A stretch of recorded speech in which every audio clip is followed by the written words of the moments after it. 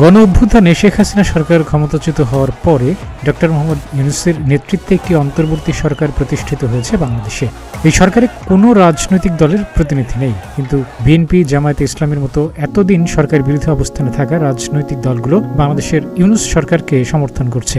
ভারতের গণমাধ্যম হিন্দুস্তান টাইমস জানিয়েছে, দেশত্যাগী প্রাক্তন প্রধানমন্ত্রী শেখ হাসিনা এখন ভারতে অবস্থান করছেন। প্রশ্ন উঠেছে, বাংলাদেশ সরকার প্রত্যর্পণের আর্জি জানালে ভারত কি শেখ হাসিনাকে ঢাকার হাতে তুলে দিতে বাধ্য?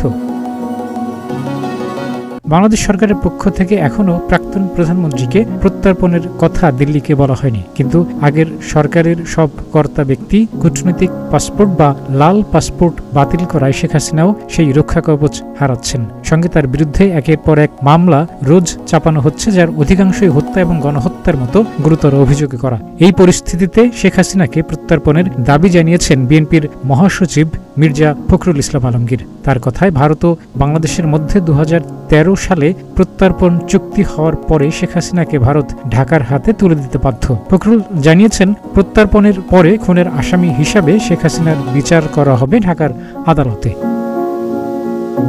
তবে সরকারের কোনো পদে ফখরুল নেই, তাই শেখ হাসিনাকে ফেরত দেওয়ার বিষয়ে তার কথার জবাব ভারত সরকার দেয়নি। বর্তমানে তৃতীয় কোনো দেশে শেখ হাসিনাকে নিরাপদে রাখার তোড়জোড় করছে দিল্লি। বিএনপির নেতৃত্বের একাংশ মনে করেন, শেখ হাসিনার প্রত্যর্পণের মতো রাজনৈতিক সিদ্ধান্ত অন্তর্বর্তী সরকারের নেওয়ার কথা নয়। অন্তর্বর্তী সরকারের কাজ নির্বাচনের ব্যবস্থা করা।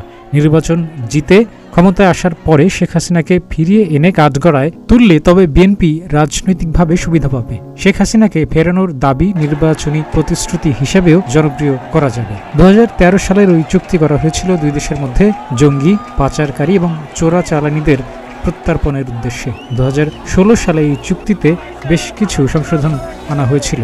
সেখানে বলা হয়, কোনো দেশ যদি মনে করে রাজনৈতিক কারণে কাউকে প্রত্যর্পণের দাবি জানানো হচ্ছে, তবে তারা দাবি মানতে বাধ্য নয়। এখানে শেখ হাসিনার প্রত্যর্পণের দাবি ভারত যদি রাজনৈতিক উদ্দেশ্যপূর্ণ বলে মনে করে, তবে করার কিছু নাও থাকতে পারে। চুক্তির আরেকটি ধারায় রয়েছে, প্রত্যর্পণের পরে দীর্ঘ কারাবাস এবং প্রাণহানির আশঙ্কা থাকলে অন্য পক্ষের দাবি খারিজ করা যাবে।